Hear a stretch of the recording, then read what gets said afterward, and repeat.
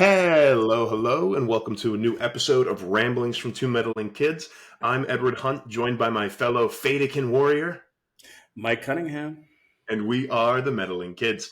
And we like to review movies, and today we'll be reviewing Dune, Part 2. For those of you joining for the first time, welcome. It's great to have you here. For those of you who've been listening to us for a while, hey, glad to see you again. We will never spoil the movie in the first, let's call it 5-10 minutes. We'll give you a spoiler-free review from 0 to 5. From there, we're going to give you some background on the movie, followed by a play-by-play where we start breaking down scenes a little bit, and then we'll get to spoilers. So if you haven't seen Dune Part 2 yet, don't worry, we're not going to spoil anything until a little bit later. All right, Mike, Dune Part 2, 0 to 5, are you ready? Yes. All right, what'd you give it? What do you think? I gave this one a 4. I can honestly say I really enjoyed this one a lot more than the first part. But one thing I do need to say is realizing, right, that this movie is split into parts and not necessarily this is a sequel. So I think that's something that's very important to understand. Because of the fact that we talked about this, I watched the first Dune with you and it was in the theater, I fell asleep. I walked out, went to the bathroom, and those are things I never do because I truly enjoy the movie going experience. But I think, like I told you when we left the movie from Dune Part 1, I was like, that could have been a text crawl, in my opinion, right? Just because of the fact that I feel like this world is so intricate, so complex, that it can be very hard to approach as an outsider, right? So it's just I came into Dune Part 1, didn't know shit about it except for the movie that came out in the 80s that I didn't see. Or, so it's just I literally came in as a common, as a casual, viewer, just as somebody that loves movies and enjoyed the director and some of the cast. And it was just it was so inapproachable to me. And it was just hard to understand so many things. It felt like a lot of the beginning of Dune Part 1 was a lot of exposition, which you understand, it's a world that you need to understand before you actually get into it. But even with Part 1 explaining the world to you, it still felt like I was missing out on so much, which was kind of frustrating for me. And it was but I realized coming into this one, I was okay, I'm probably going to enjoy it more having done some homework. And that homework was just literally just watching the first one. But I think that was the problem. I didn't have any, and I guess that's why it's so hard for a lot of this movie was one that was said it was impossible to actually convert into film because of the fact that there was so much background, so much lore. And so, yeah, I after having watched the first one and getting a bit of an introduction to it, I enjoyed the second part a lot more.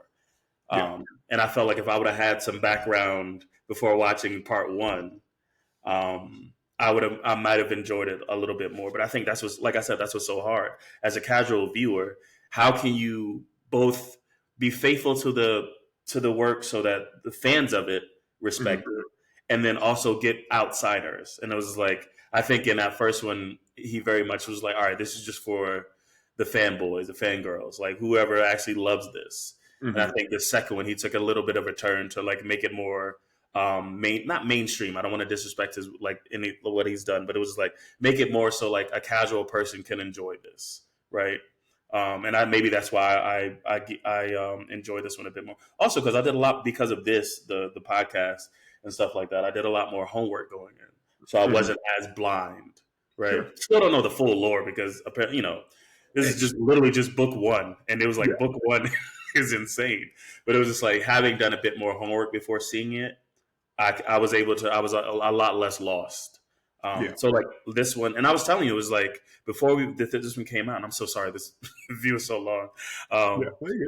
But before this one even came out, I said I feel like the director, every single facet of filmmaking was done incredibly, from production to cinematography to performances, sound, editing. Every single facet of filmmaking was done amazingly. Right, everybody did their job. And I still didn't care about it because the story was so it was way over my head.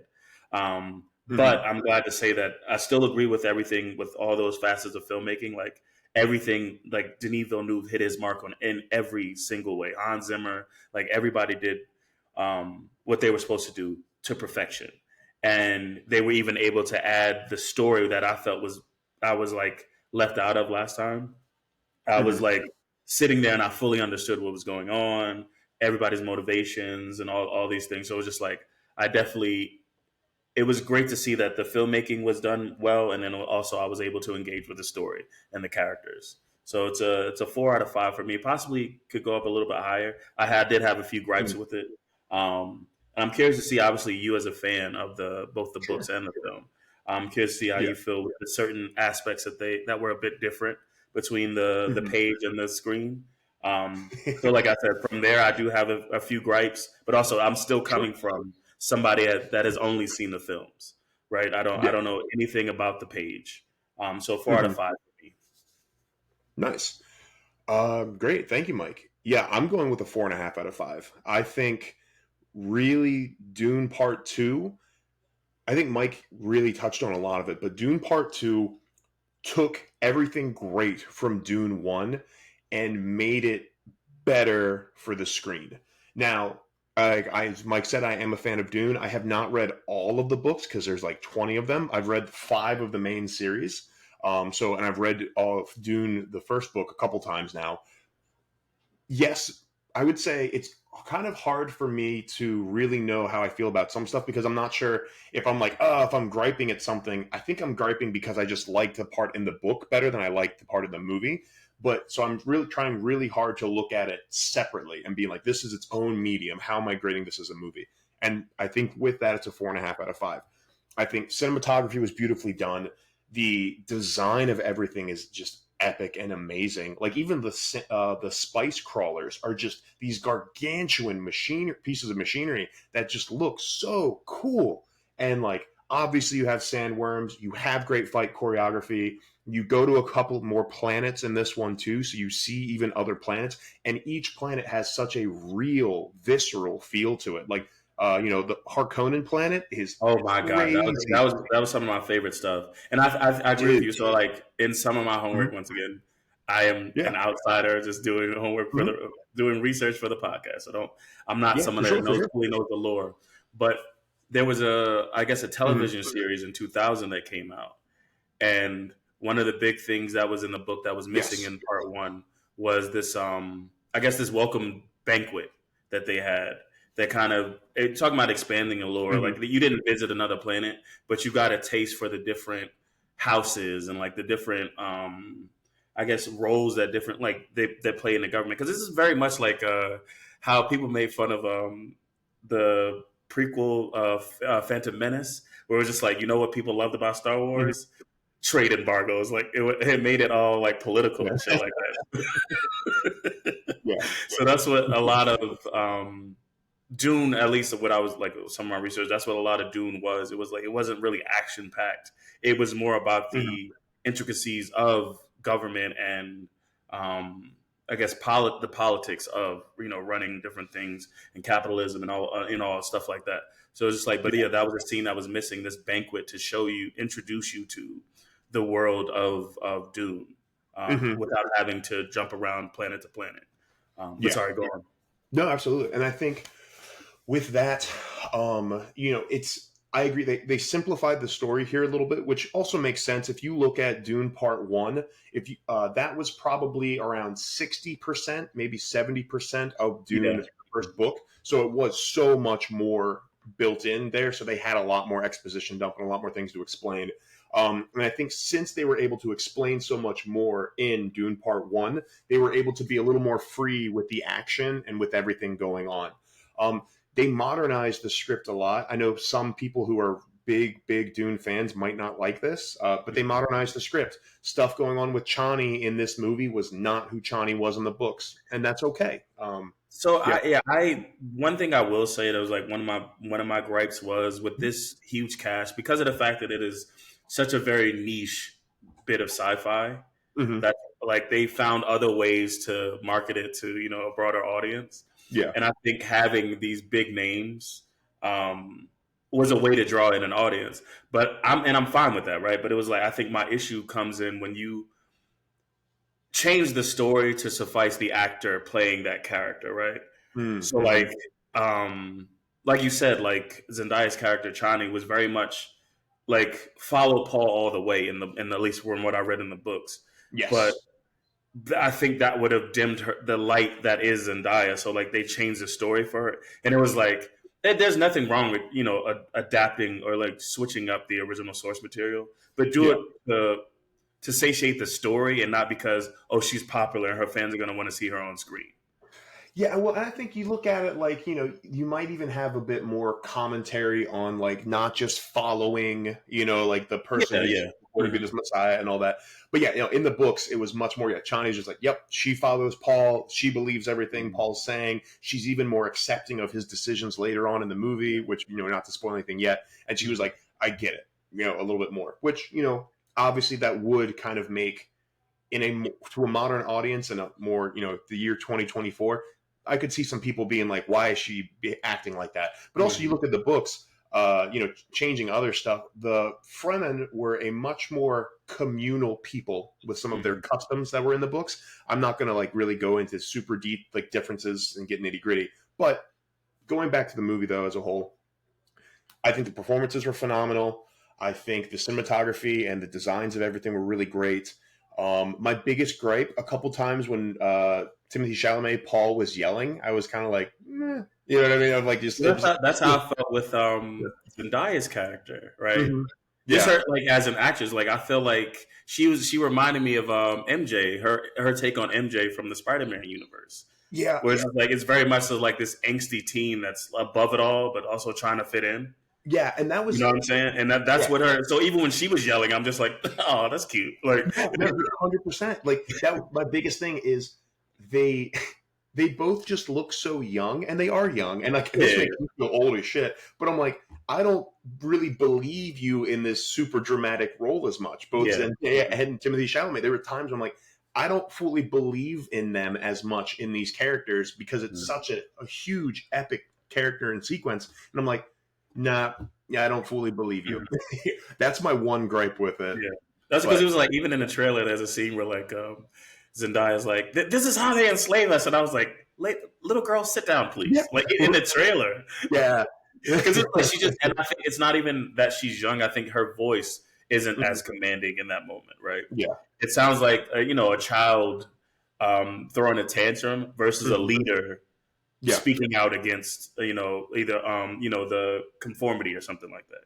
Yep, I agree, and I think 100%. That's my one gripe with the movie. But other than that, I mean, just it was really good. I highly say yes, go see it. It's I mean, it's on a similar grand scale as say the Lord of the Rings. I think, and like only with a sci-fi setting. And I think it's a huge blockbuster movie, and I think it's movies like this that can help turn the tides of people going back to the theaters a little bit more. And so, yeah, I compared this one to Top Gun when I saw that one, and it was just like Top Gun Maverick was one of those. It was like I loved it, but two, like that's one that brought people back to the theater. Like you don't get the same experience of the jets and stuff like that at home. Like maybe you do. Maybe your setup at home is really dope. But I feel like for the casual person, like you needed to be in the theater to feel the rumble of the engines and stuff like that. And I think that's the same thing with a lot of the scenes in Dune, both part one and part two, where it's just like the epicness of it is being in a theater to hear because like you said, every single facet of filmmaking, especially cinematography and sound, is just like you need to be in the right place to hear to see it and hear it. So I agree with you. It's interesting to have a sci-fi movie bring people, but like I said, since it's such a nuanced type of sci-fi. It's not a Star Wars. It's not a Lord of the Rings, right?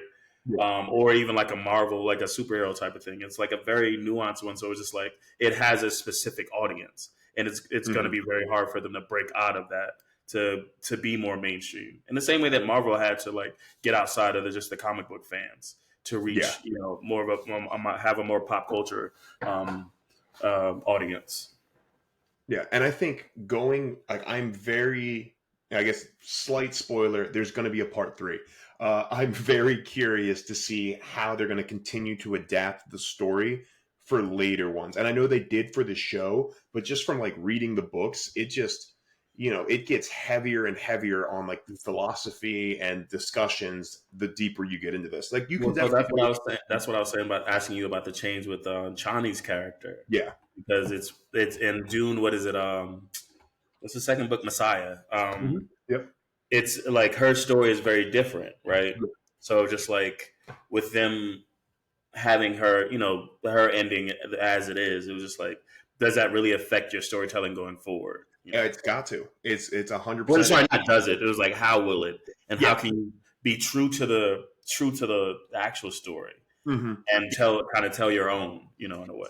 And I mean, like, just considering the changes they made in this movie from the books already, and like not having key characters that were in book one, they just didn't have some characters. So it was like, you're just going to keep diverging as you go along. But I hope they're going to keep doing it the best they can. And I think it really is going to be like its own medium. And I am excited to see what they will do with it, because I have thoroughly enjoyed both part one and part two of this franchise so far. All right, let's get some background on this thing. So what do we got? Okay, so Dune Part 2 was released on March 1st, 2024. Mm-hmm. I think it was supposed to release sometime last year, but it got pushed because of the SAG-AFTRA strikes. So the runtime is 2 hours and 47 minutes. I don't know how I feel about whether it was needed or not. I will talk about it later. Not needed, but it was just like, was it too long? The budget was 190 million. The box office, as of right now, since it just came out, it's predicted that it's going to have a $65 million opening weekend domestically, and then worldwide 170. So I mean, I can see that. I didn't realize when I was doing research on this that the Dune from 2021 made most of his money internationally. Like it made 100 million. So I think it made like 430 million total, like worldwide, but it only made 100 million domestic. So I think they're really hoping for like, which is interesting because he's like, I guess there's not too many international stars in this. I guess Javier Bardem possibly. Yeah. And I think too, with part of it was with HBO Max, because like Dune Part 1, they released it on HBO Max pretty quickly. It was like, almost around, like, it might have been like an opening weekend and then HBO Max, but they were pretty, hand in hand with it. Okay. So yeah. But hey, I'm doing my part. I saw it on Thursday, and Felicia and I are going to see it again tomorrow. So I'm going to see it again. She hasn't seen it yet. So I'm doing my part, darn it. All right, let's get this thing up. Language. The Rotten Tomatoes as of right now is a 94 for critics, 95 for audience, so really good. I think it said at one point it was like the highest rated movie on IMDb. Okay. But obviously that was on Thursday or like Wednesday or Thursday before it actually a broader audience had seen it, so we'll see. The genre is action, adventure, sci-fi, drama. Director Denis Villeneuve, who directed the first part in 2021, and then he also directed Prisoners, Enemy, Sicario, Arrival, and Blade Runner 2049. Excuse me. The cast is Timothy Chalamet as Paul Atreides, and Zendaya as Chani, Rebecca Ferguson as Lady Jessica, Josh Brolin as Gurney. I can't remember his last name. Halleck. Yeah, Austin Butler as Fade. When I tell you, oh my god, fucking the good movies, like great movies, have great villains, and I think this one, like he was just, it was amazing. Yeah, that's why I was like so glad. Like the whole, like we talked about, like the planet, like the cinematography for that planet was interesting. His introduction was like, okay, finally we got something going on. So man.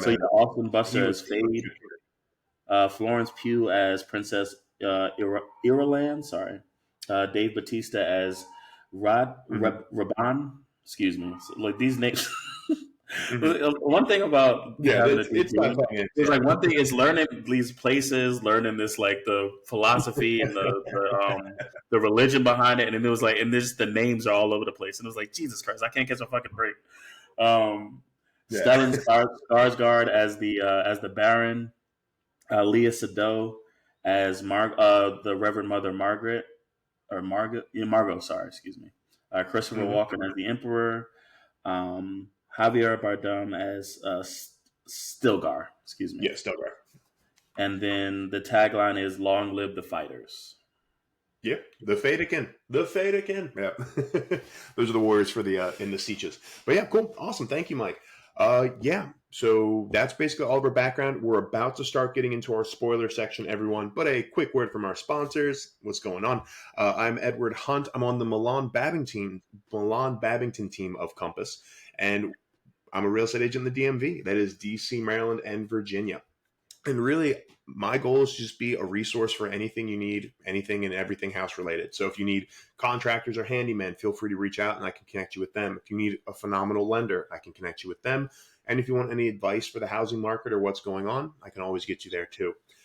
Furthermore, Edward Hunt of Hunt Comics. I have Evil is a Weapon, issue 1 on Amazon and Global Comics. Issue 2, was waiting on my artist to finish up those last 6 pages. They should be soon, and we'll probably have another Kickstarter coming out. But Mike and I are both saying go see this movie if you haven't seen it yet. So if you don't want any spoilers, pause this now, go to the movie theater, and come right back, and we'll pick up from the beginning. It's a 3-hour movie, okay? You get... So how does this thing start? What's going on? So the first thing, there's a little text crawl that says, power over spice is power over all. Well, no, it says, and what that means is power over spice. It's power over all. Sorry, I'm not fluent in this fake ass language.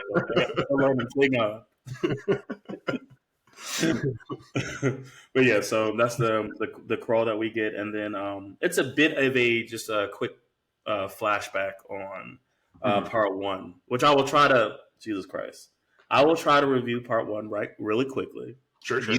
Add in when you need. Okay.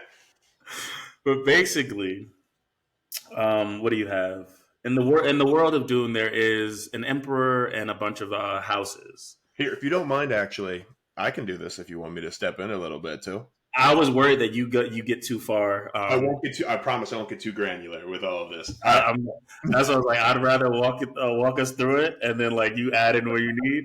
Fine. All right. 14-hour review because you're like, and then what you have to understand is, and then you have to understand what the human condition adds to all of this immensely. Yeah. But yeah, so yeah, you have an emperor and then a bunch of houses. And in the start of Dune Part 1, the Harkonnens, who are the rulers over Arrakis, which is the planet where they're harvesting spice, which they use for interstellar travel. The House Harkonnen is removed as rulers and replaced by the Atreides, who the Harkonnens and Atreides have a years-long feud. They hate one another. There's a whole bunch of assassination attempts. Centuries-long feud since the beginning of House Harkonnen and House Atreides. You have to understand. Is this a Kree thing all over again? Sorry, I didn't know that years weren't centuries. I apologize. I'm just saying, yeah, it's been a long time coming. All right, these Harkonnen motherfuckers. All right. Oh God, it's me and the Lannisters all over again. But yeah, so the Atreides and the Harkonnens don't like one another. The Harkonnens were the rulers over Arrakis, and they were harvesting the spice. And then the Emperor removes the Harkonnen house as rulers and replaces them with the Atreides. And so the Atreides takes over as the rulers of Arrakis, led by his dad name was Leto, right? Leto, something like that. Leto. Mm-hmm. Leto, sorry. So the ruler of House Atreides doesn't want to rule over the Fremen, who are the inhabitants of Arrakis. He wants to find some peace with them or whatever. Mm-hmm. Like that was his goal. So they do make some attempts early on to make peace with the Fremen, but before they can actually get any leeway, they are betrayed by the doctor or something like that, UA, I believe. Mm-hmm. And so the Harkonnens, using the Sardaukar, which are the army of the Emperor. Yeah, they're like the Emperor's elite troops. Yes. Mm-hmm. So the Sardaukar come and basically eradicate the Atreides house, whatever. But before they can, one of the Reverend Mothers asks, because she knows that the Harkonnens are going to do this. She asks that Paul Atreides, the son of Leto, and his mother, Lady Jessica, be spared in Mhm. the like they don't be killed in the eradication. And so basically, all of House Jesus Christ, all of House Atreides is eradicated. Mhm. Um, and Jessica and Paul are basically left for dead in the desert. But luckily, UA had provided them supplies so that it could survive in the desert and hopefully make it to the Fremen for safety. Yeah, Um, because UA betrayed them because the Harkonnens had his wife, and yes, then that's why he betrayed him. But of course, the Harkonnens are a bunch of bastards, and they were lying yeah. So about they that. betrayed him. So yeah. Yeah, exactly. So now we have the House Atreides. They took over Arrakis, but before they can really regain control or anything like that, the Harkonnens sabotaged them with the help of the Sardaukar. Fueled by or I guess not fueled, but the Emperor is the one that kind of put this into play or whatever. Hmm. So um, now Paul and his mom are with the Fremen. Yep. At the conclusion of it, like I said, I'm just trying to rush through. Like you can jump No, in at any you're time. Like good. I said, I just didn't want this review to be super so long Yeah, because yeah, you're good. you have so much background in this. Sure. And so at the conclusion of part one, we see Paul and Lady Jessica um, uniting with the Fremen. But before they can, there's a duel between Paul and Jamis or Yeah. something like that. Hmm. And throughout the film, you see that Paul has visions and he's being trained in the ways of the Bene Gesserit. Is it? Hmm. Thank God, Yeah. because his mom is one and she's training him in those ways, and they have certain powers and abilities that he's trying to hone, and so he has visions, and I think he sees a vision of Jamis giving him counsel and like kind of being his mentor, Yeah. but being that Jamis doesn't trust them because they're outsiders, they're foreigners, he instead challenges them to a duel. And Paul is confused because he just Mm. assumes seeing these visions that he's seeing the future. So Yeah. he and Jamis fight in a duel. He bests Jamis at first and asks him to yield, but the Fremen don't yield. So then this is a fight to the death. So he ends up having to kill Jamis, and Hmm. that's when he realizes that his visions aren't set in stone. They aren't Yes. like the definite feature. And so he decides to, after he kills Jamis, he goes against his mother's wishes and decides to join the Fremen in order to fulfill his father's wishes of fostering peace on Arrakis, and I guess ultimately getting revenge on the Emperor and the Harkonnen. Yeah. And that's Only two things.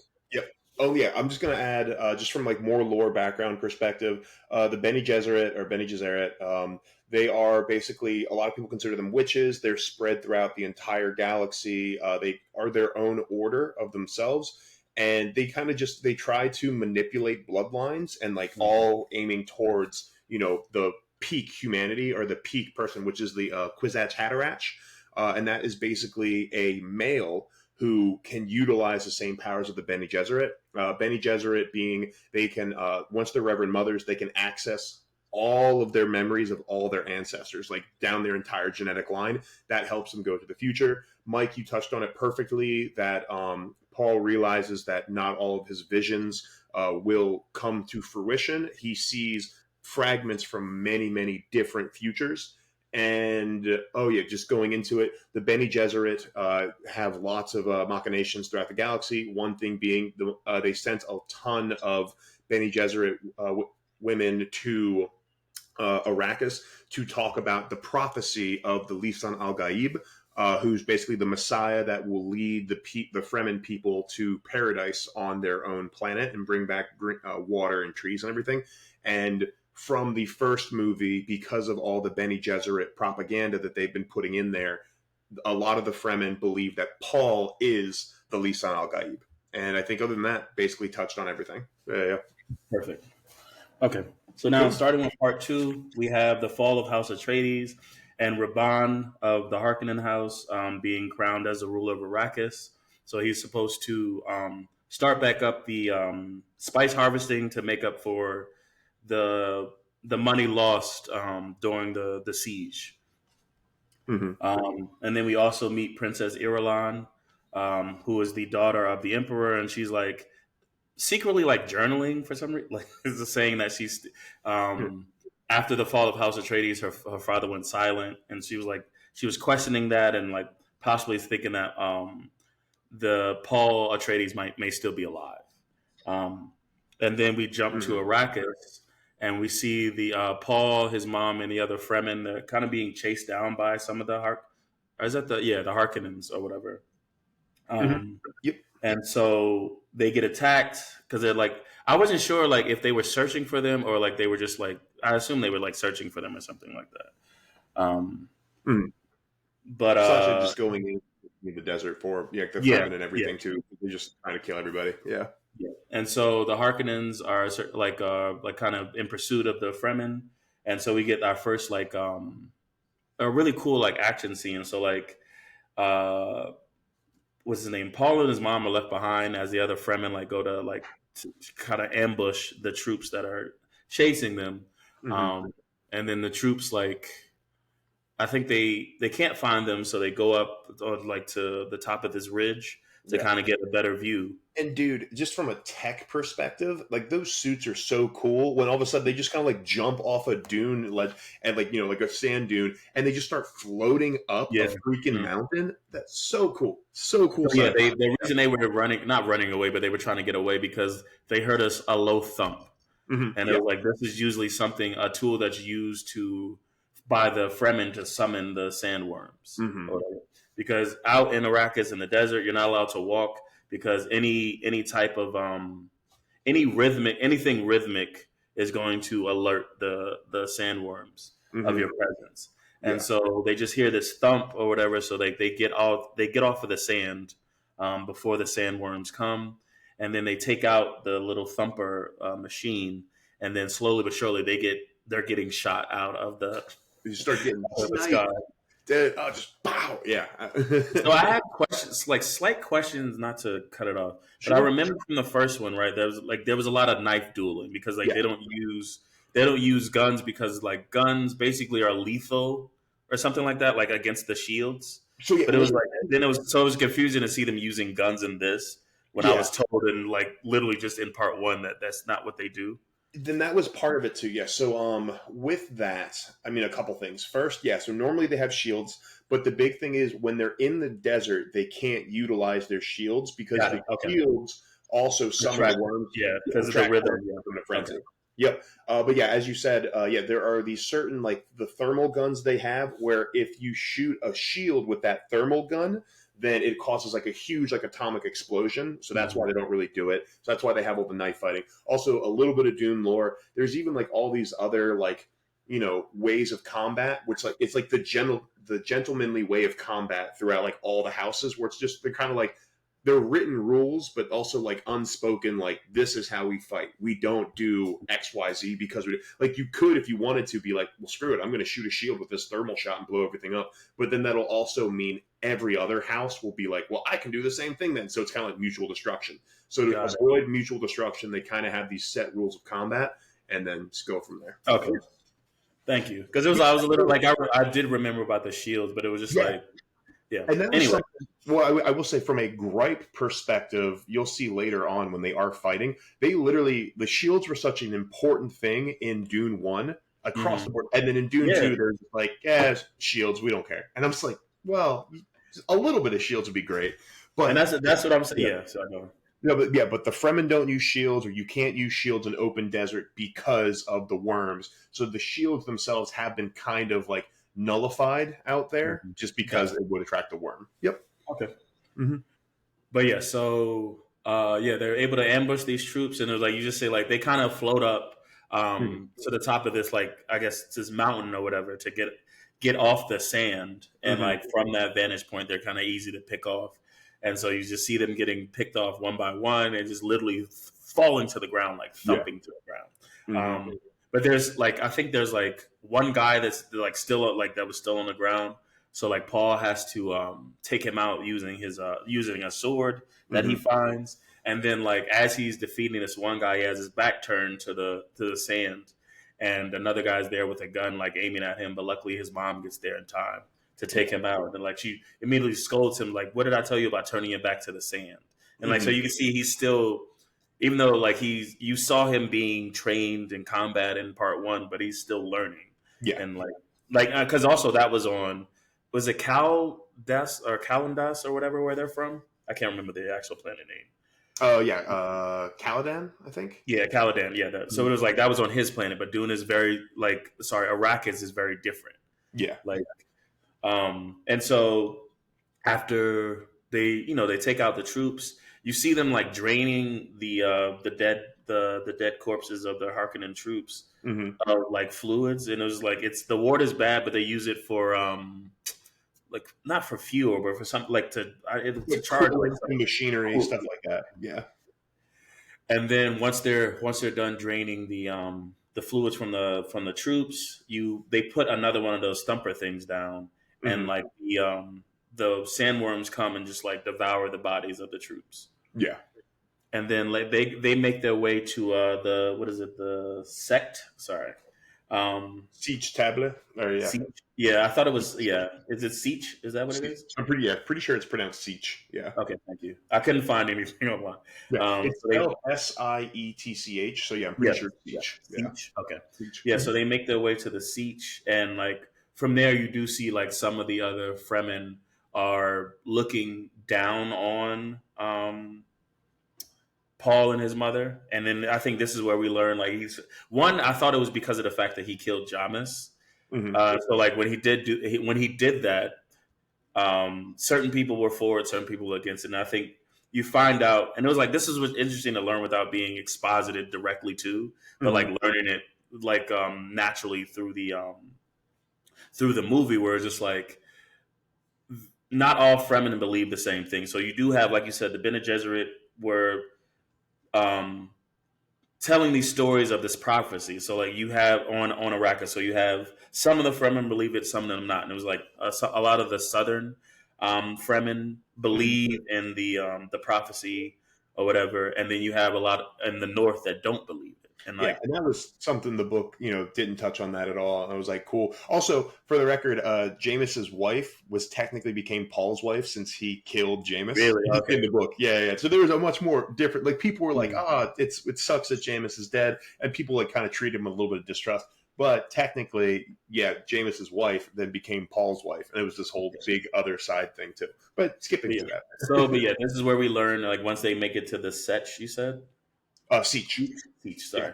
Once they make it there, we do see that like there is a difference in beliefs when it comes to the I guess the one basically, and like the prophecy. Yeah. And so that once they make it there, Stilgar goes to the elders to kind of like to plead his case that Paul is the Lisan al Gaib. Yes. Yes. I'm not going to be able to at all. Lisan al Gaib. I say the one, know that's what it translates to. Yeah. But yeah, so it was like, you can see that they're like literally dismissive of him. Like as he's like, I felt like he reminded me of like Morpheus, where it was like, he was like, this guy's the one. I know I've said it before. I know. Hear me out though. Yeah. Yeah, for sure. Yeah. They're literally like another one, really. It's not gonna happen yet. Yeah. And so you see, they also like you see the ritual, like so that's why they were bringing Jameis's body to this place, this temple, because they drained his fluid as well, and then they dumped it into this pool of water, and it was like his mom is in there, and she just says so many souls because like that's basically where every Fremen goes to die. I think possibly they give the bodies to the desert, but they drain them of their liquids or whatever. Basically, using fancy Fremen technology, they're able of draining just water from bodies. Yeah, like all of that, like all the blood, snot, everything, whatever, poop, pee, it gets drained perfectly as only water from bodies. Fremen have that technology. Yeah. And so, after Jamis is buried, we learn like kind of Paul's, because like a lot of this, like I said, some of the fighters are still wary of him, and he just mentions that he doesn't believe in the prophecy. He just wants revenge on the emperor and the Sardaukar. Like Mm-hmm. that's all he wants. Like Yeah. he understands that the reason he's still alive is because of people's belief in the prophecy, but that's Mm-hmm. not something that he believes. He kind of just that's not what he's focusing on. Sorry, go on. Yeah, well, I was gonna say, yeah, because like he sees, because like Paul has seen visions of like if he embraces the prophecy, there's going to be like a giant holy war jihad throughout the entire galaxy. Mm-hmm. Millions and millions and billions of people will die. So, but I think it's just such an interesting thing because he even says, he's like, look, I don't believe this. The Bene Gesserit, my mother's people, they like put this information in here. All I care about is like, freeing the Fremen from Harkonnen rule and doing this. But every time he says anything like that, then all the people that believe in him are like, of course, the Lisan al Gaib is so humble. It's like you can't win. No, yeah, you can't. Because That's like calling yourself a hero. It's like I'm not a hero. I just admit, oh my god, that's exactly what a hero would say. A hero would say that, and it's like it's so interesting because you see like the fact that he's saying this wins over more of the North people who like are like, great, he doesn't think of that, and it also wins over the other people because they're like, of course, that's exactly what he would say. Yeah, really cool. Like just the dynamics of those sequences and the politics of it are fascinating. Yeah. Yeah. And so also we see what's his name? Stilgar tells Jessica that their Reverend Mother is old and she's about to die, so he suggests that she take her place or die. Basically, like you can leave. People don't want you. We have no use for you unless you become our Reverend Mother. Make your decision. And so she goes through the ritual, but basically she has to drink the water of life. That's what they call it. Yeah. Yeah. And you hear some of the Fremen talking about how it's basically worm poison or whatever like that.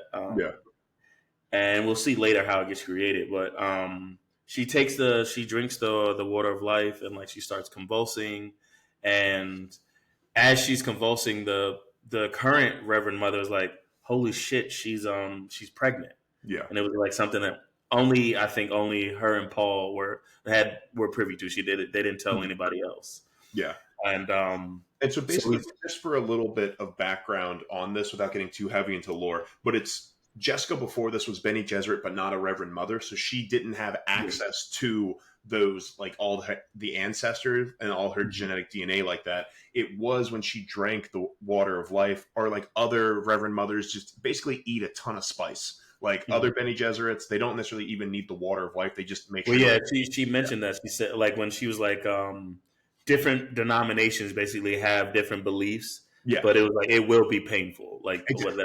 Yeah, no matter what, it kind of comes down to, from Dune lore, you need to eat a ton of spice and like have a crazy vision, and that gives you access to everything. And they don't really touch on it as much, and I'm not sure how much they will, but the reason why I was like, oh my god, she's pregnant, was because now this unborn fetus inside Jessica also has access to all of its like genetic ancestry memory. So basically it forces consciousness into a group of I don't know, a couple 100 million cells, a fetus. It forces consciousness and thought into a fetus, and it forces consciousness and thought of all of those fetuses' past genetic, ancestors. All like basically, imagine a billion people screaming in your ear when you're a fetus in the womb, and that's basically what's happening.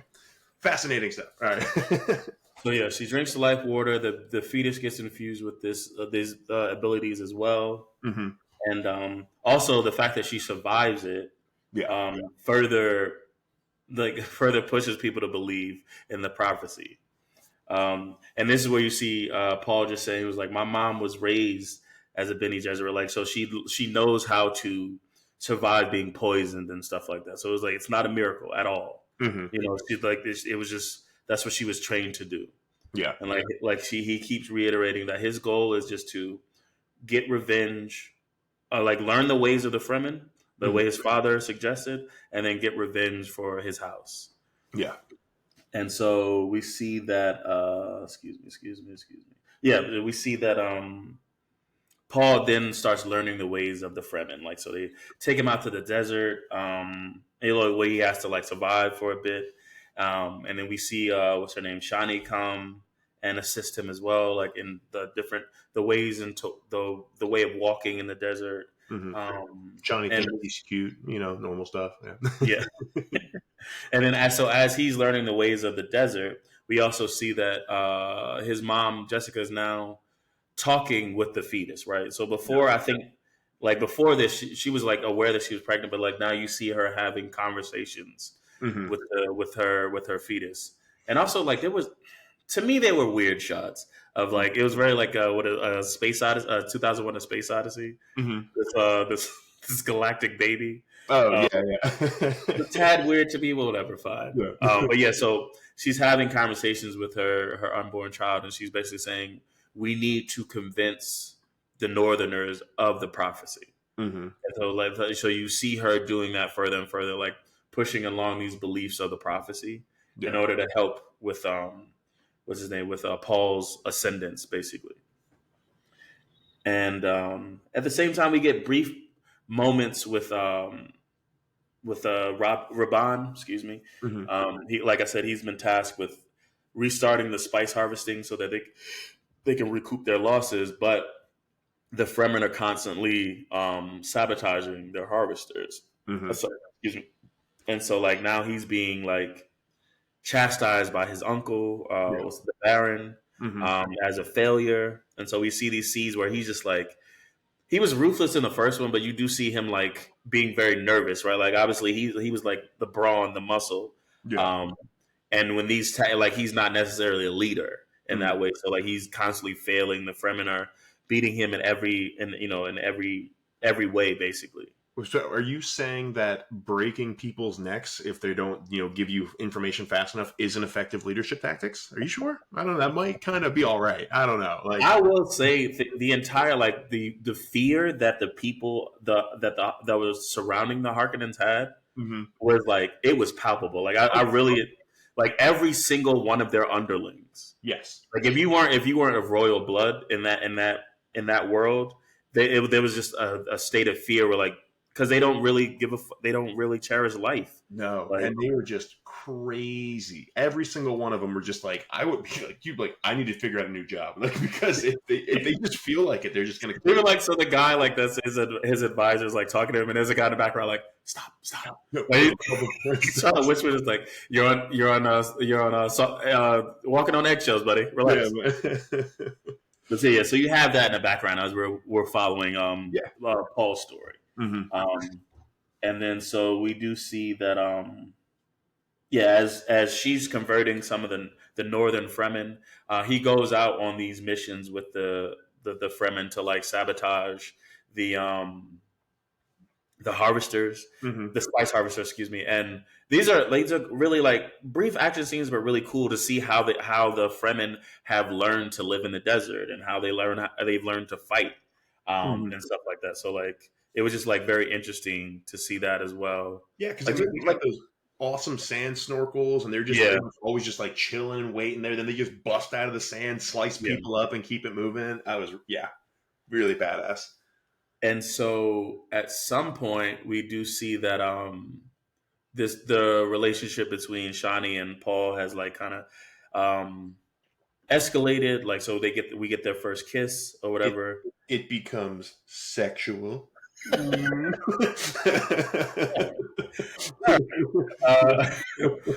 And then like so we see that Paul is still having these dreams, and like he wakes up next to Shani and she's like, you haven't had, there was just a montage of him training in the desert, him assisting with the attacks and the raids, and then he wakes up one night because he's had a vision about what he perceives to be the future. And she says that you haven't had one of those dreams in a while, suggesting that it's been a minute since they've been together, since he's been in the desert. But there was something I'm just gonna say in like like this should be probably one of the last ones I say in the book, but in the book like 3 years passed. And only but so I think it's the framing of Jessica's pregnancy helps you understand how much time is passing. I did see that too. It was like in the book, this is a 3-year period. It's maybe 6-7 months. In the film. But yeah, so she mentions that he's having these visions for a while, and it's because of his exposure to the spice, because the spice really enhances his abilities. And that's why it's so valuable. And then he gets his name. Is it Uso or something like that? So his secret name is Usul, Usul, which means pillar in the Fremen language, and then he gets his chosen name that he likes, which other people will call him. So like how it works is like he has the name everyone calls him, which is not Usul, and then there's the secret name which only like leaders and people very close to him will know, and that's Usul, which means column or pillar, like sturdy. Yeah, and then his the name he gets is Muad'Dib, which is like the little desert mouse, and Muad'Dib also means the one. That's what I was like I said, I was getting so confused. I was like, which one means chosen one? Okay. Yeah. So Lisan al Gaib means like voice from beyond. Way too many letters to say. Paul Atreides is his given name, and then Muad'Dib is his, means the little, sand mouse. And sand mouses are known for like having lots of wisdom and being able to lead people and like show them the way. Because they'll find water in the desert. Exactly. And then Usul is column or pillar. We're not really going to hear that name a lot. And then people call him the Lisan al Gaib, which is the message from beyond. But then the Bene Gesserit and like Jessica consider him to be the Kwisatz Haderach, which that's what I'm saying. It was like even as somebody that tried to do as much homework as he could, it was like all this shit. I was just like, I needed it was the Pepe Sylvia board. We're trying to figure out what means what. Yeah, exactly. Because it's not fucking English. I can't pronounce it. I can barely read it. Yeah. I'm probably mispronouncing it slightly too, but then the last thing is the Kwisatz Haderach is basically a male Reverend Mother. So it's because they don't touch on it here, but the genetic memories of males are a little more volatile, and they might touch on it later. But basically, Reverend Mothers in the books only access the female ancestral memories because the males all are like, hey, guess what? I'm going to take over your body. And it's like, whoa, buddy, whoa, can't you just be like a good ancestor? And they're like, no, fuck you. Give me your body. And I'm like, because they just want to be back. And they're a little more violent, destructive, etc. in the books. But yeah. And so one of after he has his name, he's been with Shani for a while. His mom is continuing this to preach the prophecy. She's got like her face tattoos and everything going down. Yeah. And so then he has his final test, which is to ride a sandworm or whatever. And so like all of the other Fremen watches, he does this. And this is another name they said, but it was like one of the bigger worms or like the ruler of the Arrakis. Well, the Shai Hulud is what the Fremen call all worms. They call all worms. I thought it was like the biggest one. Sorry. Oh, the biggest one. I don't remember that one, but yeah. Okay. I was mistaken for that. But anyway. Yeah. Like I said, it was just another name that I couldn't pronounce or, recognize. Yeah. But yeah, so he has his test. He rides a worm. This scene is really cool. I think this was a part of the trailer, but it was also really cool just to see. Because I wasn't, honestly, maybe because I fell asleep or I walked away, but I didn't realize that the Fremen actually traveled on the worms. I thought and they did it in part one, but I guess I didn't see that.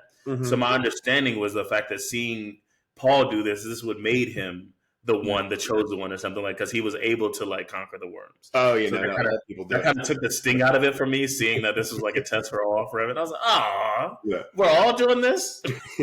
And they don't explain what the process is, but basically sandworms have a bunch of scales, so he had those little hook things. So when he hooked into them to pull up like the scales, that's like delicate flesh underneath that, would get irritated by the sand. So since those scales are up, the worms won't dive back into the sand. So that's what keeps them going forward. Yeah. Okay. And so shortly after, so now he's officially one of the Fremen or whatever. And then we jump to there's the spice depot that gets destroyed, right? Because that's his whole thing. His goal was to disrupt the spice harvesting enough to get the Emperor's attention, right? And so they destroy a depot, and then Rabban, who's once again we see him and he's had meetings with his uncle, basically saying that he's a failure and he needs to get this under control or else. Yeah, and we know his people are not a kind people, so like we don't even know what'll happen if he fails. And so the depot blows up. So Rabban immediately gets his troops to go out into the desert to find, and now he's hearing also word of Muad'Dib, who they believe to possibly be Paul Atreides, who should be dead because they wiped out the House Atreides. And so, excuse me. Yeah, so he takes his troops out after the spice depot is destroyed to Hmm. go out and find them, but foolishly. And it was like, I think this is where you see he doesn't have the military strategy or anything like that. He's like very much brute force. So he Yeah. just literally takes his troops out to the desert at night. Yeah. Uh, Dumbass. Yeah. it was like, why would you go to their, where they have the quote unquote high ground? Like, Hmm. you know, um, and so a bunch of his troops get killed because like the Fremen have found ways to fight in the sand Hmm. without being seen because they only have knives and the Harkonnens have guns and stuff like that. So it's just like they needed to find a way to have the advantage in this fight. Yeah. And so what happened? Excuse me. Yeah. So Raban's troops are basically easily dispatched. So Hmm. he retreats and he almost gets taken out by one of the Fremen or whatever. And so since he retreated, we see that he's going to be replaced by his brother, I believe, Yeah. Fate. Hmm. And so this is where right before we jump to the Harkonnen world, I can't remember the name of the planet, but right before we jump back to after Raban's failure on Arrakis, we jump to Princess Uraland. Sorry, Hmm. is Iruland or something like that? It might be Irulan or It's Irulan. yeah, right. I mean, I don't know. Yeah, because I've only read it. And I I can't can't say remember. Irulan. I hope I'm saying it correctly. Yeah. I really don't want to mess anything up. But yeah, so we jump to her, and she's giving counsel to her father. Hmm. Um, and we see that like just like Paul and like all the other great houses and like the dukes and stuff like that, she's been trained and like to basically she's been trained by a reverend mother to give counsel. Like she's obviously very smart, very astute, Hmm. and she's giving her father counsel. And as they walk away, she mentions that she thinks that Paul Atreides is still alive.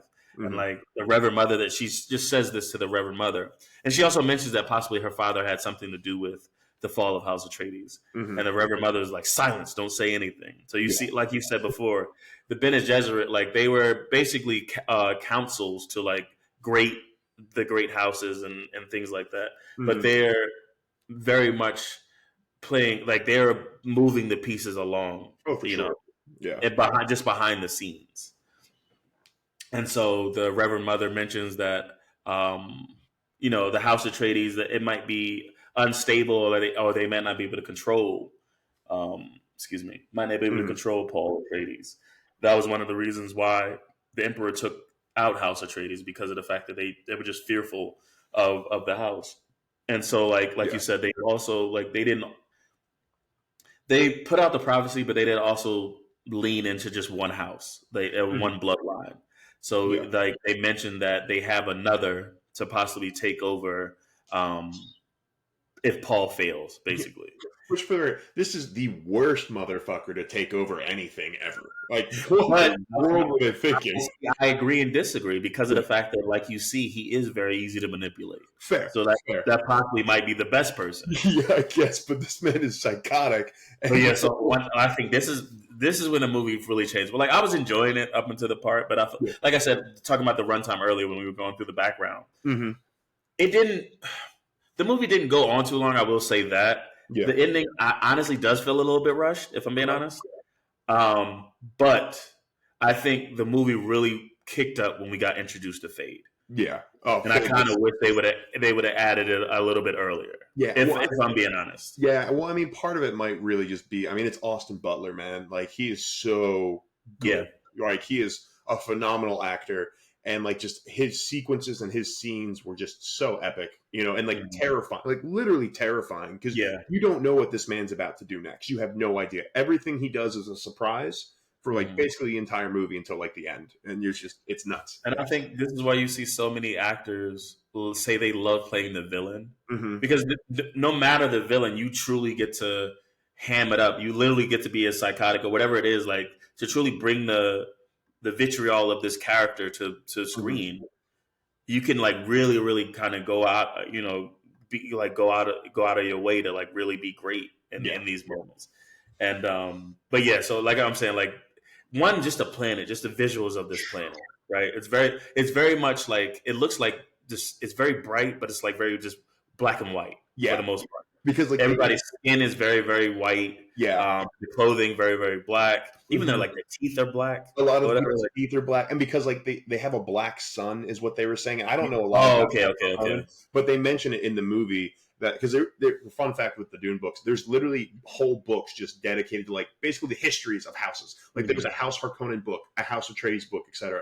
But in the movie they mentioned that they have a black sun, so that's why all the Harkonnens are all these like really pale, weird looking dudes and ladies. Because from that black sun, they can't actually get a tan. You know what I mean? Because Okay, but I just love the introduction of Fade. So like the Reverend Mothers say that they have another bloodline that they're interested in, just in case Paul fails. Then we get introduced to Fade, who is going to be taking over for his brother Rabban as the ruler of Arrakis.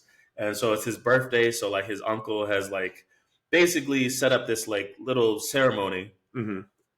So he has, I think, 3 prisoners from House Arrakis. Atreides. Atreides. I apologize.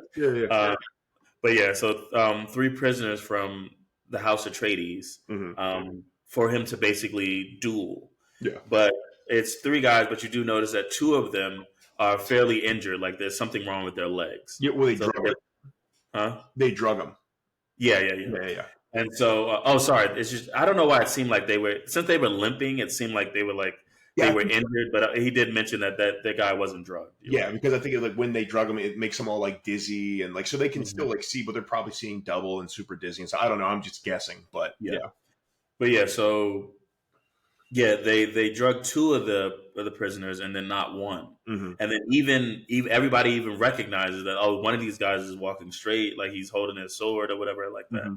And the Baron says this was a test for his nephew, basically. So he easily dispatches of the first 2 guys that are drugged, and he also does have a little shield on anyway. Yeah, so they really can't hurt him. Even like one of the Reverend Mothers says, like this is all just for show, for the people. Like he can't get hurt because they're worried that he's going into this arena to possibly be killed when they need him for their plans.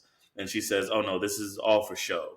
And because he has the shield on anyway, so he easily dispatches the first 2, and then he starts fighting the third, and he recognizes that the third guy isn't drugged, so it's like an actual fight. And so I think it's because of the fact that he recognizes that if he didn't have a shield, that guy could have taken him out.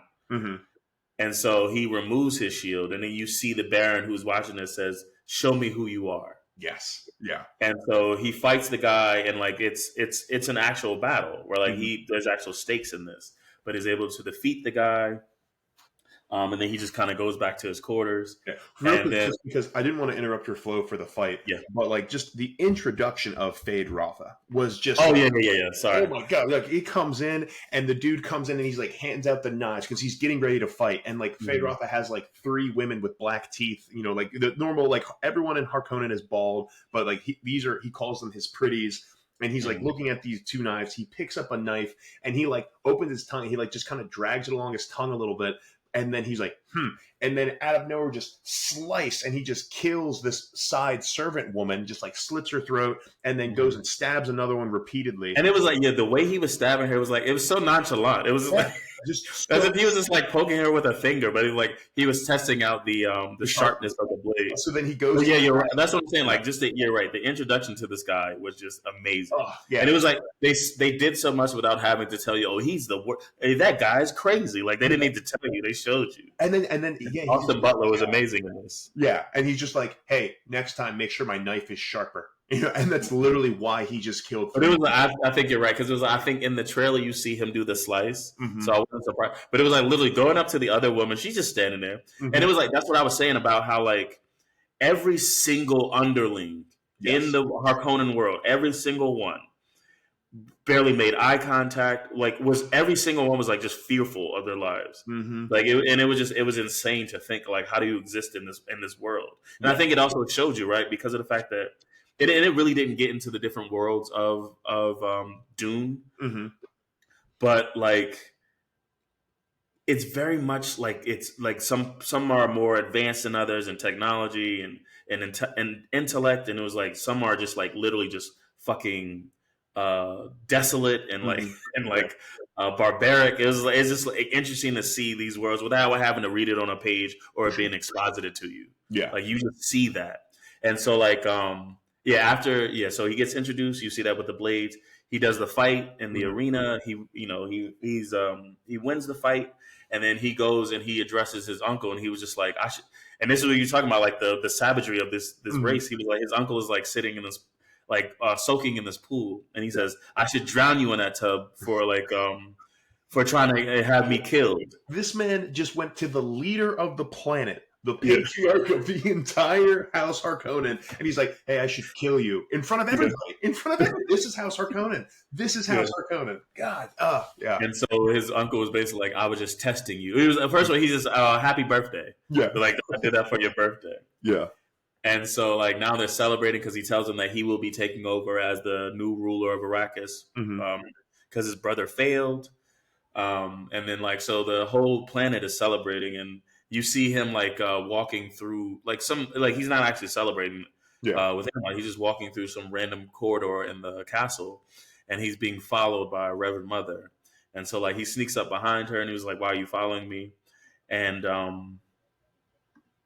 she just she basically like just tells him like how important he's gonna be and stuff like that. And the whole plot was for her to get pregnant by him to continue the bloodline.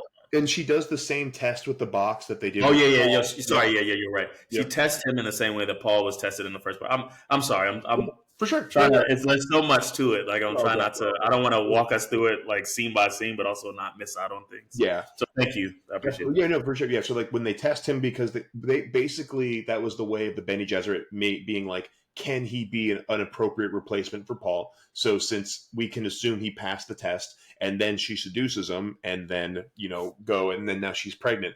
And then even with this scene, just to like still touch on Fade Roth's character, and we'll keep moving.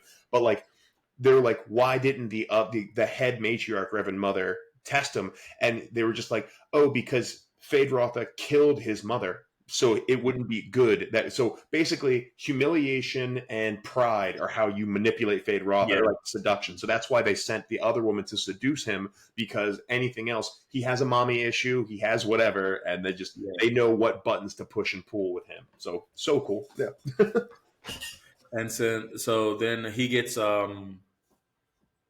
he gets what is it, crowned as the ruler of Arrakis, and then we jump back to Arrakis, and now we see that Jessica has completed her quest of converting like the northern Fremen to believing in the prophecy. Obviously, there's still a few holdouts, but for the most part, having been around Paul, seeing what he's done and stuff like that, a lot of them believe in the prophecy. Yeah, and so she's going to travel to the south to unite the Fremen fundamentalists in the south.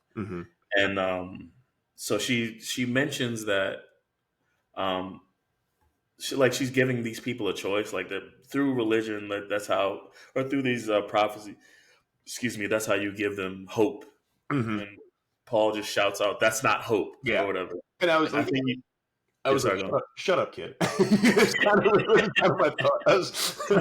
It's like, oh, you're adorable right now, but like, come on. Yeah, that was calm it down, Wonka. Yeah, a little bit. Yeah. But yeah, so she goes and she tells Paul that he should come with her, but from his visions, he's very fearful of going to the south. Because he assumes that once he goes to the south, that his visions will come true. And he doesn't want to promote this idea of a holy war and billions of people dying because of him, basically. They're fighting a holy war like under his name or something like that. Yeah. And so his mom leaves. She goes to the south to continue her mission. She meets up with she goes to like a temple to find out how the water of life is made. And you see that basically it's from adolescent sandworms. They drown them and then extract in the same way that they extract water from corpses and stuff like that. They extract the water from a drowned adolescent sandworm. Yeah. And so she says, she tells the woman who's like basically running the temple that a man will soon come to drink the life water, and you are to give it to him. And like we get a bit more of the like you were saying with the Bene Gesserit, it was just like it's all women because of the fact that one, they say, well, I think they just keep saying that men won't survive. Yeah, but I think that might be a just a deterrent because of, like you're saying, this fear of what a man would do with all this with all the information of the ancestors and stuff like that. Well, and I think from a philosophical perspective, I think they might not be able to survive the ego death of and be able to rebuild themselves because so much of all these other voices in their head, the ancestry, a lot of them would love to be alive again and feel senses through them again. They'd be like, "Yo, plug me in," basically to the Matrix. So I think there's all these things. Yeah. So men have never been able to do it. So I think men have tried and all have perished. Got it. Okay. Yeah. And so Jessica tells that to the woman, and then we jump back to the north, and I think they are. What happens? I think first. Yes. So first, there's another. There's another a spice. Another group trying to harvest spice that gets ambushed by the Fremen. And this is where we see Gurney for the first time in the movie. I think it was assumed that maybe that he wasn't dead, but he just disappeared in part one after the raid on the Atreides house, and so he's running this spice smuggling ring. Sorry, and it goes awry. The Fremen destroy the harvesting machine, and so he goes out and you just see he's just walking into the desert, and you just see a bunch of Fremen pop up. And I say a bunch, it's 50. Yeah. It's so many of them, and he still goes in like fucking Jon Snow in that scene in the battle where it's I know it's just one of me and 1,000 of y'all, but some of y'all are coming with me. Yeah, exactly. But bring it, let's do it. Yeah. But the first guy knocks him down, and then you hear him say, "I recognize you by your footsteps." Yeah, and then which is a great callback to Dune Part 1. Yeah. And so the Gurney takes off his mask, Paul takes off his mask, and it was Gurney is just surprised to see Paul alive because he assumed the house was dead. And so they reunite. Shani is a little bit wary of Gurney because of the fact that, like we've said before, Paul keeps pushing this idea that he doesn't believe in a prophecy. He's not trying to take over Arrakis. He's trying to free the Fremen. He believes in his belief aligns with hers, right? But you do see Gurney basically saying that he's heard of the Moadid, so he's just you have this power. You could easily take over the Harkonnen. You could easily use these people for your whim. They believe in you, and so you see this this wariness from Shani, but she, being that Paul trusts him, she also kind of reluctantly trusts him, and so Gurney mentions that he knows where the atomic stockpile for the House Atreides is, right? Yeah. So it's they stashed it on Arrakis when they became the rulers of it, and nobody's been able to find it, but Gurney knows where it is, so he takes them there. And this is where you get Stilgar saying you hid it there, he was yeah, in plain sight. And he was and then Gurney's Stilgar keeps mentioning how stupid it is, and then Gurney's well, you guys didn't find it. Yeah. And it was I think you do see. I think there's a few performances that were really great. Austin Butler, obviously. Yeah. I think Javier Bardem was great as well. Yep. Because he was great as I think seeing his belief in the prophecy and how far he was willing to go was just amazing to see. Right? Because it was you do get this. You have Stilgar and Shani on two opposite ends of this believing in the prophecy. Yeah. And it was they played it so. I think Javier just played it so much better because he was even willing to sacrifice his life to be no, you can kill me. Yeah. So and things like that. So it was just I think it was like I said, everybody did great, but it was a phenomenal performance from Javier. Yeah, absolutely. I do want to say that. Yeah. But so they go to the stockpile. Only someone of Paul's bloodline can open the door. So you see him open the door. Mm-hmm.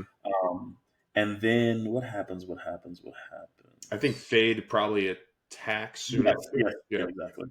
So yeah, Fade, obviously the official ruler of Arrakis. Now he comes and he attacks we call it the Siege. Yes. Yeah, See. so he attacks their temple or whatever. Um, and now all of the survivors have to just flee Mm-hmm. to the south because the all the non-Fremen, so like the Harkonnens, even like the what's his name, the Atreides, they didn't go to the southern part of the planet because it's basically inhabitable. Like unless you're a native of the planet, you can't survive there. Yeah. So being that they forced all of the people from the north to retreat to the south, they basically the Harkonnens have claimed the north, and now they continue with the spice Mm-hmm. production. And so initially, Paul is afraid to go to the south because, like we spoke about earlier, and then so he just goes off. And like they tell him, it was like all these people won't leave without you, right? They'll stay in the north. They will be massacred. Mm-hmm. They won't leave without you. So he goes and he has a vision of Jamis. And no, not yet. Sorry. Yeah. He has a vision of Jamis. I'm trying not to jump. We're almost there. Yep. Yeah. He has a vision with Jamis, and it was something he had seen in part one, Mm-hmm. thinking that Jamis was his mentor. Yeah. And so basically, Jamis in the vision just tells him that you need to drink the water of life. Yeah. Basically, that's the whole point of it. And I think this is I don't know if we touched on this earlier, but it was like he's seeing different futures, and it's more of a multiverse thing, or more of a possibility type of thing, Yeah. versus everything set in stone. And then Because, like we said, yeah, sorry, go ahead. I was saying, yeah, he's not really going to realize that until he drinks. Yeah. Water. Mm-hmm. Yeah, and that's what we're seeing. So it was just like this is one of the futures where he didn't kill Jamis. Yeah, exactly. And so like that's where he gave him that advice. Yeah, because Jamis is saying like to be a good hunter, you have to be able to you have to get the high ground so you can see everything. So the only way for Paul to get the true high ground from seeing the future sense is by drinking the water of life. So he's like, damn it, I gotta drink the water of life. Okay, fine. Yeah. And so he reluctantly decides that he's gonna go to the south. And so they travel to the south. He goes to the temple, drinks the water of life, and passes out basically. Like he falls into a coma. Yep. And the only way so he starts having visions, but he in the coma. And then he's the only way he can come out of it is with the help of Chani, right? Mm-hmm. Yeah. And Spring's tears. Yeah, so like her talking. Sorry, I was like trying to figure out how to approach it. But basically, when they were talking about their names, and like you mentioned, like there's a name that they go by, a secret name, and then like a name that they're like the elders use and stuff like that. And her secret name, I can't remember what it was, but it just basically means desert tear. No, desert spring. It means desert spring, desert spring, or something like that. Yeah, in Fremen or whatever. So like the only way for the prophecy said that the way that he would come back was through the tears of desert spring. Yep, that's her name. So it's like she takes one of her tears, drops it into the water of life, and then gives it to Paul. Yeah, and he wakes up. Yeah. And then once again, further pushing this idea of him being the one. Mm-hmm. But she feels used or whatever. And also, she mentioned that like she would follow him as long as he didn't change. And I think she could see him. He used her, like she felt like she was being used in this moment. Yeah. So like she would definitely see this change in his beliefs and like what he was pushing prior. Yeah. And then while he was having these visions, you do see that he speaks with an older version of his sister, and it was like a little teaser, like I guess a cameo. It was Anya Taylor-Joy. Yeah.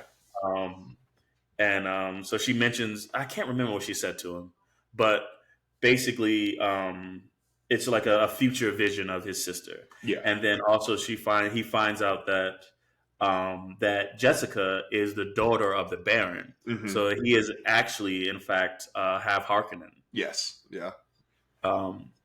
And so he mentions that now he must fight like a Harkonnen. I think you see that a little bit later on. Mm-hmm. in the way and then after he awakens from his coma from after drinking the water of life, he addresses basically everyone in the southern temple. Yeah. All like I think they're all the leaders of all the sietches and stuff. Yeah. There's a bunch of different sietches, each have their own leader, et cetera, et cetera. Yeah. And you see that like they're now, once again, people are even more inclined to believe this prophecy because so many things, like he rode the giant worm, he rose from he's doing all these things that were prophesized. And so like there can't be a doubt in the mind. And so he goes to the temple, and this is where you see Stilgar was injured prior, like during the Fade's attack. And he's like, just kill me. It's easy. Like the only way for the leaders to listen to you is if you are a leader. Because so like kill me so that you can gain be granted permission to speak. But he kind of refuses, and like he goes in and he basically tells them that I'm the one. Yeah. Fight me if you shut the fuck up. Bring it when you're ready. I'm fucking. These hands are ready.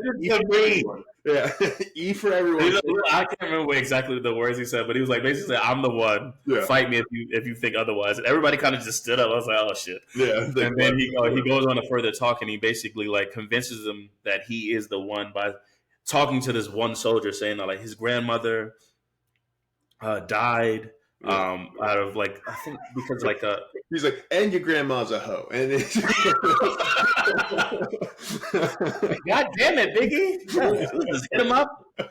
But he mentions, and this is like I didn't know once again because I'm a casual viewer of this, but he says that like his great grandmother, I believe, was lived when the Arrakis went by another name, and it went by Dune. Yeah. Now that was a big drop for me, but did they mention that in the first part? I don't remember. Okay. Like I said, for me it was just like, oh my God. I was like, I just shit my pants. Like I feel like nobody else had the same reaction, so I was just like, maybe I didn't do enough homework.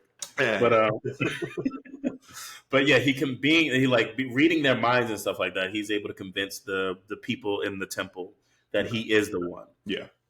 And so shortly after, he sends a message to the emperor saying that, and it was like, you hear this like, right before this, right? Paul has this meeting in the temple, and then we jump to Fade and what's the Baron, and they're on Arrakis. They're continuing the harvesting or whatever, and we see his brother Raban come in, and he's like upset that his little brother has usurped him basically, and Fade like knocks him down, puts a knife to his neck, and says, "Kiss my boot because you've disgraced this family. You disgraced me." Yeah.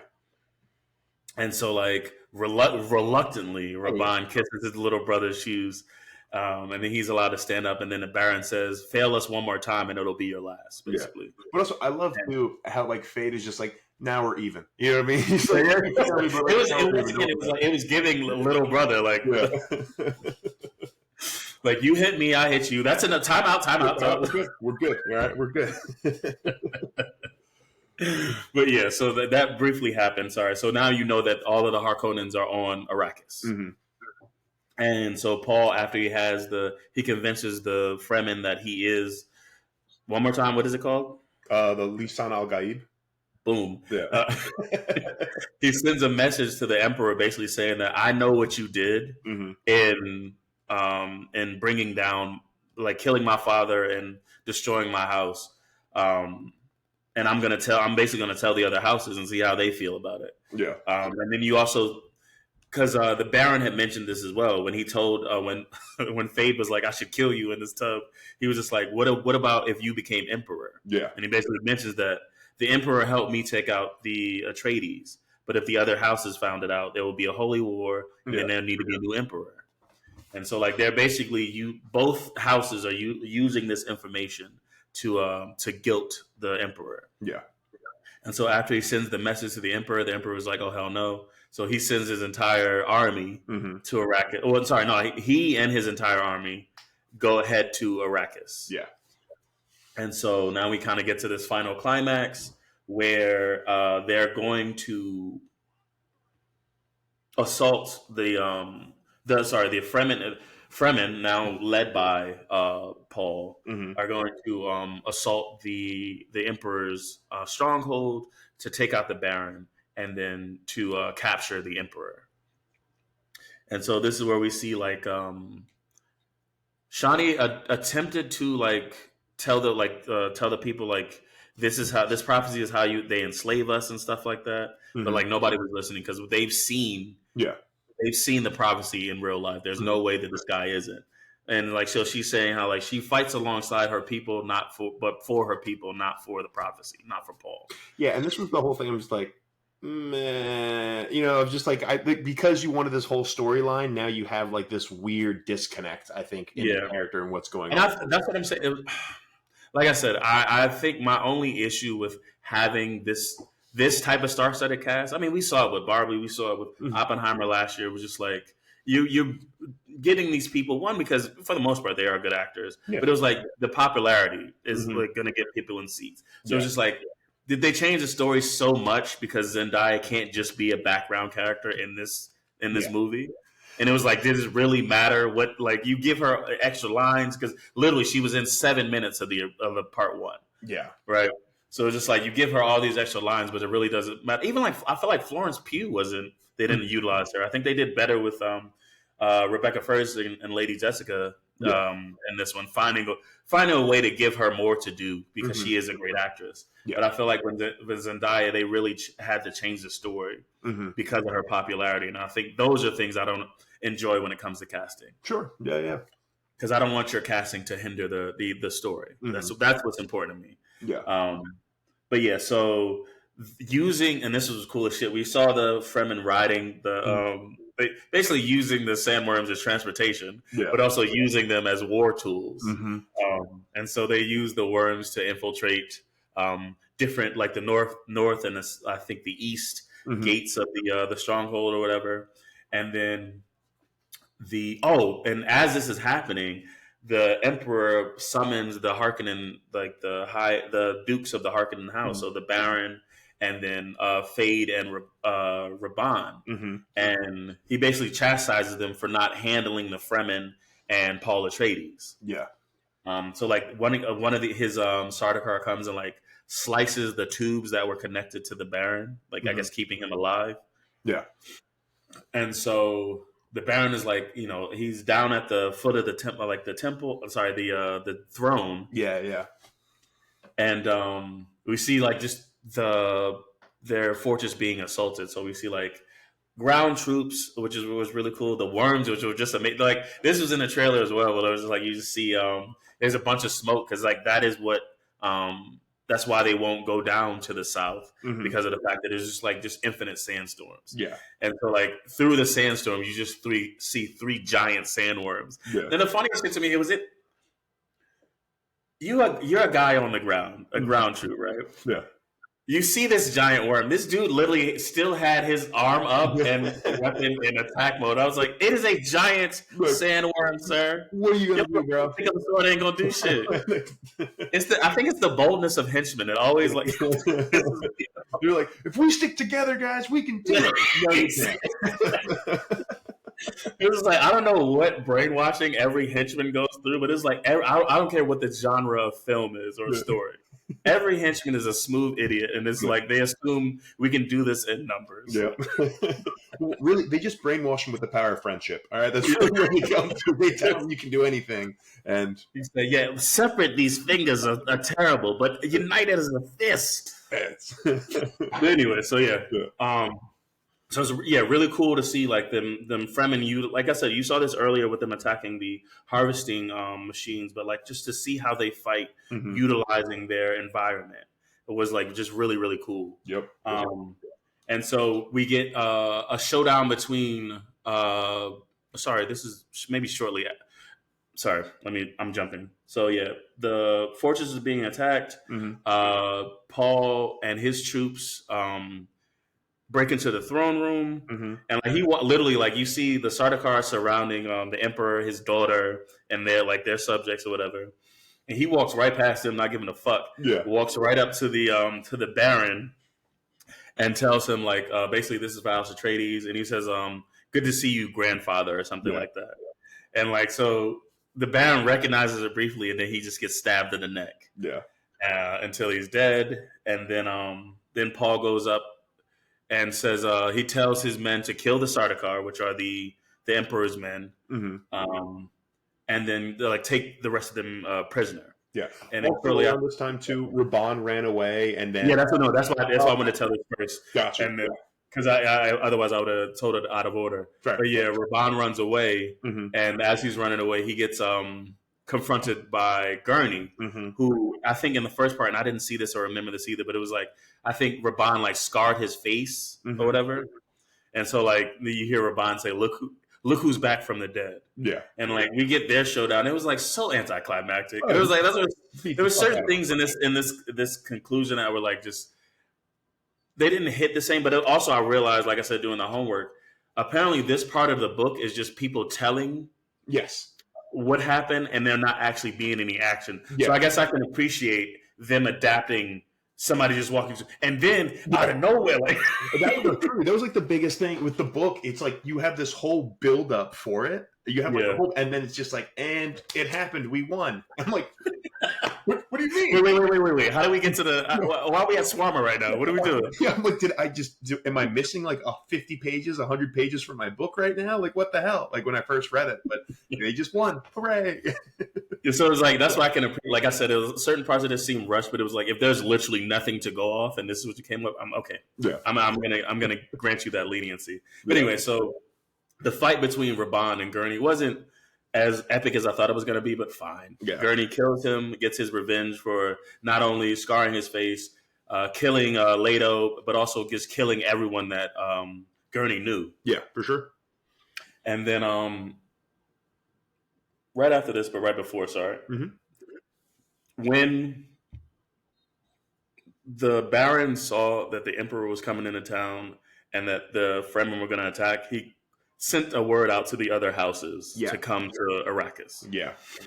Anyway, so that's what it is. So it's like now where we are right now, the Baron's dead, Raban's dead, the Emperor and his people are captured. So Paul brings them to like the capital city of Arrakis and is like, you killed my father. So like, well, I know you were a part of it. I want revenge. So it's like, I'm going to challenge you to, it's like, first I'm going to ask for your daughter's hand in marriage as like kind of a peace offering. Yeah. But I still need to basically fight you. But it's still on site, bro. So yeah, I'll marry your daughter, but I still got to kill you. So like, what do you want?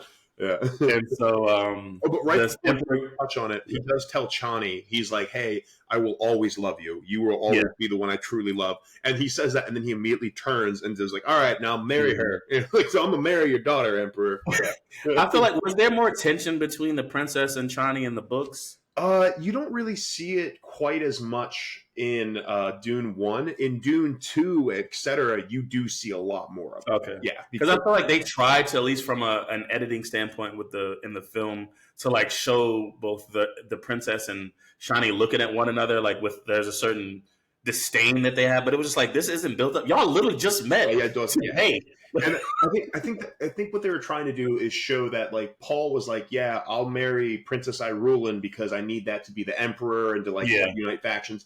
But then I think it was kind of showing Princess Irulan when she and Chani saw each other. Princess Irulan was like, oh shit, you have a thing with that girl over there, and that. Yeah, I'll never give him an heir, but like this is very just political. Yeah, and even his mother mentioned it. It was like you need to save yourself for a better alliance. Yeah. She had mentioned that before she left. Exactly. For the South. And I will say it does play out a lot in book 2 of like the relationship. And that's why I was guessing. Like I said, I'm coming from outside, so I don't know. But that's what I was guessing what the movie was trying to do. But it was just like, it didn't fit right in that moment. Yeah.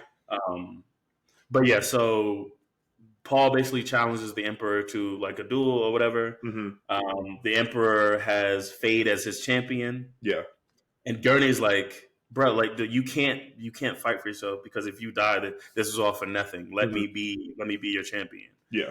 But Paul decides like, no, I can't. Like I have to do this. So they get into a knife fight, and it was like another. I think they did interesting enough. Like I don't know how exciting or not exciting a knife fight can be, but at least with the way Austin Butler's character was portrayed or Fade was like, oh no, this is deadly. Because I didn't take even with Jamis and Paul's fight, I didn't take it that serious because Mhm. I guess Paul, like the person that they cast as Paul, as Timothy Chalamet, he's not that imposing as a character. Yeah. So there is like I mean maybe that is me just like not recognizing or underestimating him in a way, but it was just like I didn't see much, but it was like if you're going against fate, I need you to be on your shit. Yeah. Like there's no way. I thought the fight as a whole was really cool. The fact that like they Mhm. stopped the score and the fact that they just like all of a sudden no music, all you hear is like the clashing of knives and the grunting of like Austin Butler and Timothy Chalamet here just going at it. I thought that was really cool. I thought for the most part I really liked this knife fight. I have nothing, no ill towards it at all. And I think this one I was more accepting of Timothy Chalamet being Paul for this, I think. But I do agree, like he's not very imposing. But I think for this one, it didn't take me as much versus like him just like kind of yelling randomly every now and then. That was when I was like, oh, they did do the silence to the Reverend Mother. Yeah. It was that was kind of cool though because he used the. It was so it's funny. Like being that I was doing the homework and stuff like that, I saw the scene from the '80s movie and then this one, and then both women like act like fell out like they were just dehydrated and shit. It's just, but in the '80s, that woman bounced right back though. She was anyway. But yeah, so we have this fight between Fade and Paul. Paul. Mm-hmm. Fade is obviously the more imposing one, I would have preferred that he wasn't quite so strong. Obviously, you need to put stakes with this. You know what I mean? But like, the fact that keep going. But like the fact. Well, I think to your point, right? It's a trope of just American filmmaking. Yeah, I know this is the protagonist, so nothing's going to actually happen to him. Fair, but at least they gave you that with this character, with his savagery. Yeah. It gave you a hint. It was like, oh, maybe not. Yeah. Right. Mm-hmm. Like I said, it's tough because of the fact it's the conclusion of the film. He's the main character. There's no way they're going to kill him off. Right. Yeah. American audiences won't allow for that. Yeah. I would have just liked to see him do better. I would have liked it if Paul kicked his ass. I would have been like, cool. Yeah, he should kick his ass. He's been training with the Fremen. Mm-hmm. Why is this random rich boy doing so damn well? You know what I mean? Like, But yeah. So Paul gets stabbed in the side. And then you think it's going to be over. He takes so Fade comes with his knife and he's like trying to stab him in the face. Paul grabs it with his hand. Mm-hmm. Really cool. And he kind of redirects the knife and gets stabbed in the shoulder. Yeah. But I can tell that was a distraction for him to take the knife out of his side and stab Fade. Because I think, remember, he mentioned that we need to fight like the Harkonnen. Yeah. And I think it is that there is no, even with both Raban and Fade, even though they had different fighting styles and different ways they led, there was this savagery to it. It was like more brawn over brains. Yeah. Right? There was no neck thinking my next move in a way, right? Yeah.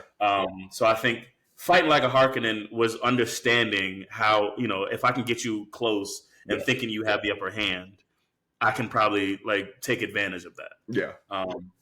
But I did think that was cool, but I also saw it coming. Oh, for sure, yeah. But at the end, when Fade's well fought, Atreides, I was like, that was pretty cool. Just his. Well, that reminded me of the Spartans or a lot of these warrior societies and stuff like that, where it's just the best death is one where I die on the battlefield type of thing. Mm-hmm. Type of thing. We just saw that with the Thor or whatever, with the Vikings and stuff like that. It was just that's an honorable death. Sorry, that's what it is. Yeah, the only honorable death is one fought, on the battlefield.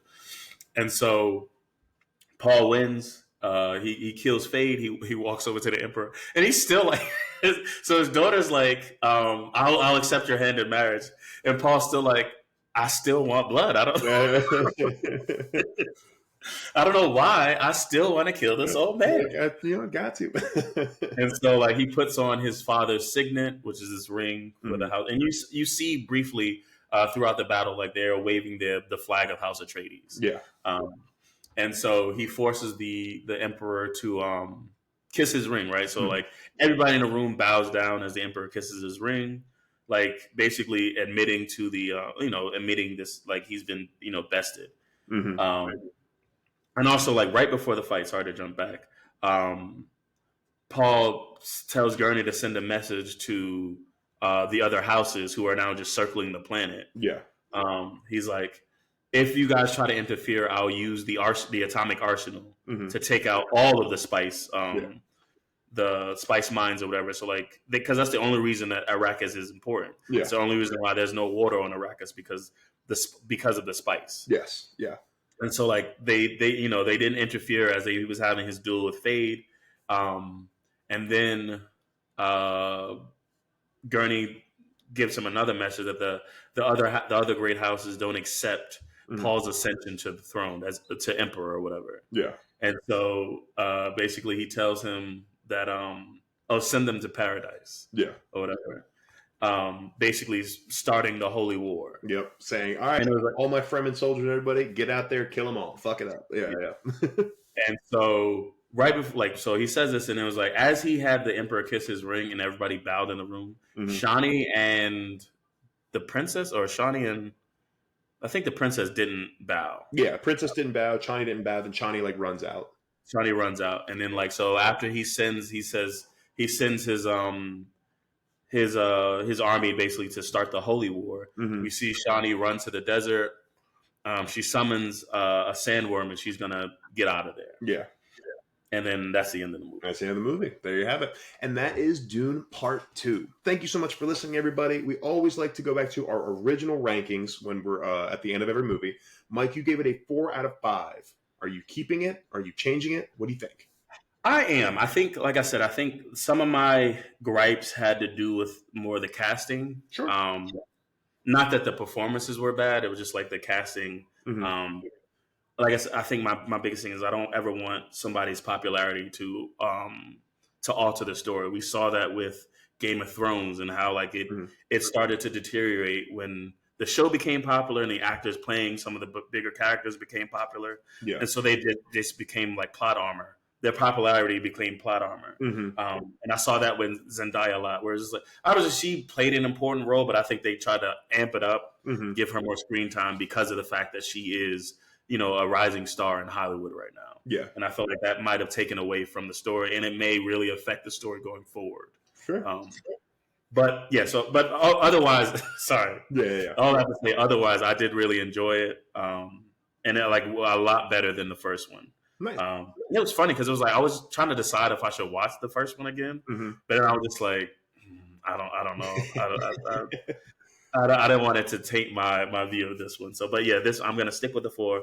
I really enjoyed it. I do think people should see it in theaters, and then really support it. And then I'm curious to see where they do go with a part 3 because, like you said, the director did mention a part 3, not necessarily going any further. I think he does want to stop it at 3, which I can appreciate. Yeah, because like he said, like further down, these books do get really psychedelic. Yeah, and it was like it gets really even like hardcore sci-fi fans are just like, all right, Jesus fucking Christ. Yeah, you know what I'm saying? So it's like I think that would be really hard to translate to a more casual audience. Yes. So and I can appreciate if you have a vision, you do your 3. You make them great and then see where you can go from there versus just constantly pump them out because of popularity. For sure. That's something I can appreciate. So it's like, yeah, I'm going to give it a 4 and I'm really interested to see where it goes from here. Nice. Great. And yeah, I'm going to stick with my 4.5. I think this movie was great. We did talk about a couple gripes along the way, but even so, I think this is a really good movie and it'll be a good movie that people can revisit like 20, 30 years from now. I think it's epic. It's grand. It has a really good story. Dune Part 2 did a phenomenal job of simplifying things a little bit and really just still like being super engaging to an audience. And I am very excited for Dune Part 3.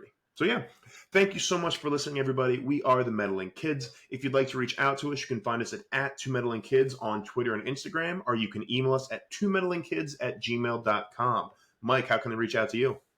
On Instagram at Days from Legendary. And you can reach out to me at EdHunt77 on Twitter and Instagram. And you can find my comics handle, hunt.comics, on Instagram and TikTok. See you next week with a brand new movie. Bye. Go.